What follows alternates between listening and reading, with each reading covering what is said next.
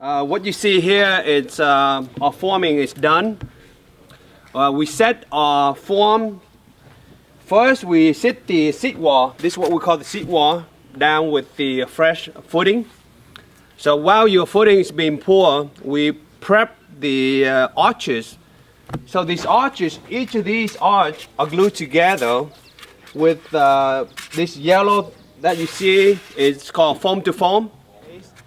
Of course, level, plumb, then we drive our rebar, which you don't see anymore. The inside holding this end together, and on this side also has a rebar on the inside. Our first rebar, we only worried about stabilizing the seat wall.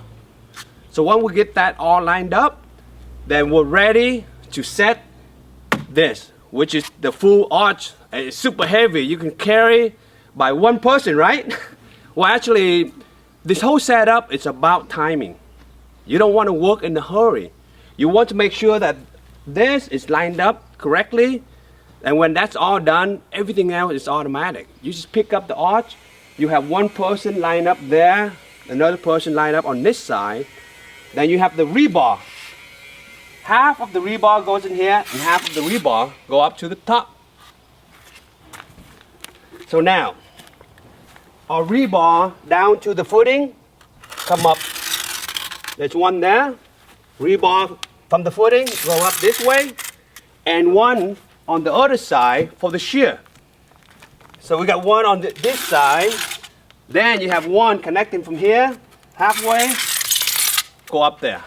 And that's your rebar tie-in. Are those rebars coming up into a channel filled with concrete, or are they just Correct. going into the foam? They go into an open channel. There's no concrete yet. Yeah. So when you fill your concrete, you leave this open. So that way when you fill the concrete from the top of the arch, it flows down and it locks itself in. Like we say, to stabilize the seat wall first. Then the rest, we fill the concrete from the top. And yesterday we find out that when you glue it together, it's a little bit flimsy. So we did not do any bracing whatsoever. And as we fill, when you up here, climb on the ladder, you put one bucket in, what it does, it's like an aqueduct. It took the pressure and just dropped. And that drop makes you feel like this thing gonna bust. So what I find out is that I gotta look for the weak link. What is the weakest point? Is this right here. This joint with this joint. Most of the pressure is gonna end up being here. So the reason why you see this spot, because we knew that's where it's gonna bust. So we glue another piece of foam from, of course, the scrap. So we glue that here, so when it went down, because I want to make sure that the first bucket's gonna go here. If it's gonna bust, you're gonna hear it. But as it goes down, so you have to kind of gauge how much material you keep putting in. So you need to balance. Half bucket here, half bucket here. So you keep doing that until you fill it all up. And you have one person down here kind of listening. Hey, it already went here. Oh, it's here now. And that's what we did. So easily tap it. It's like a vibrator, right? When at this point you tap it, and you have one guy here, okay, you had the first dog bone. That's what we did. Joe said, we got the second dog bone. So that's how we did it. It's really just intense labor because we're afraid that this thing gonna tip over. And it didn't. So what we did was we take this, Nathan suggested to line up the rebar, one on each side. And that ended up being a way that we level the top. So after we fill everything, it has the weight on. Then we went back and put the level on and used this as a way to gauge what sort of level we need. And I believe today, by touching this, I feel much better because it did hold its weight and it did stabilize the whole structure. And what we put on today will really make it look not only great, but strengthen it. And that's the elephant armor on the exterior coating. Nathan, I think I can take answer now in terms of whatever you guys have in terms of question, how this thing put together, how easy it is. And as a matter of fact, we started after lunch, like around 1 o'clock, and I timed it. We all done, set up, clean out about 3:30. And our goal today is to continue to hard coat this with elephant armor and get this all prepped. And then the elephant armor by noon or by before noon should be very, very hard, very set up and ready to go. And hopefully we can get some carving mix on this. The elephant armor mix is designed to be shot onto the foam, okay? So we'll shoot the foam with the elephant armor, but we're gonna go about a 1/2 inch thick.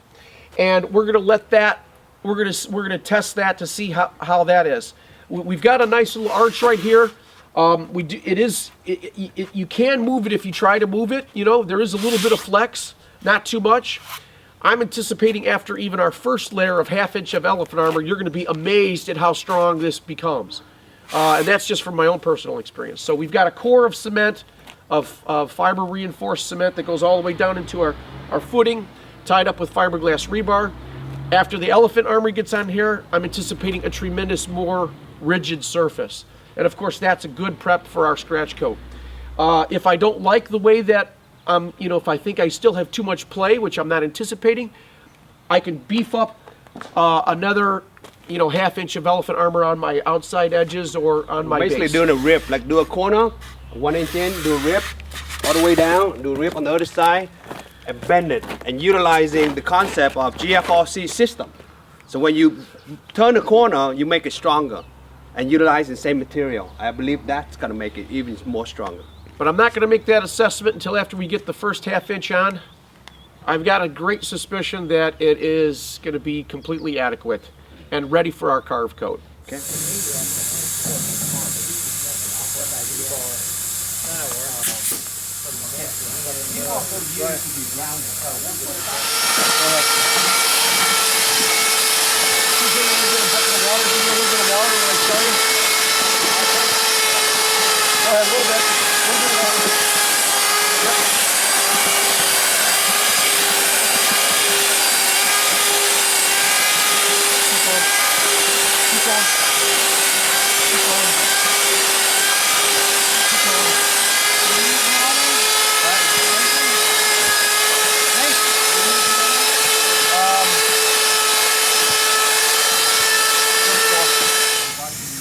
It is Careful, that can cause the throat to be fixed. But we're not careful. perfect.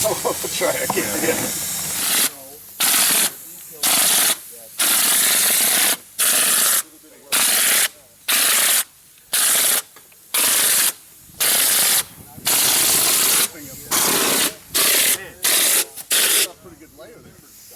Anybody do that? Or that's too easy. About 5 minutes. Wow.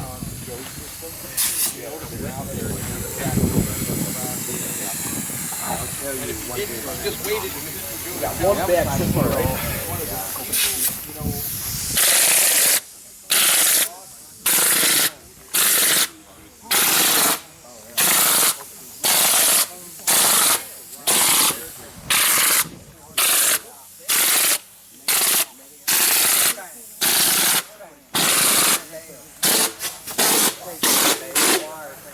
See the matrix that's formed? Yeah. Take a picture of that. I mean, it's a good matrix.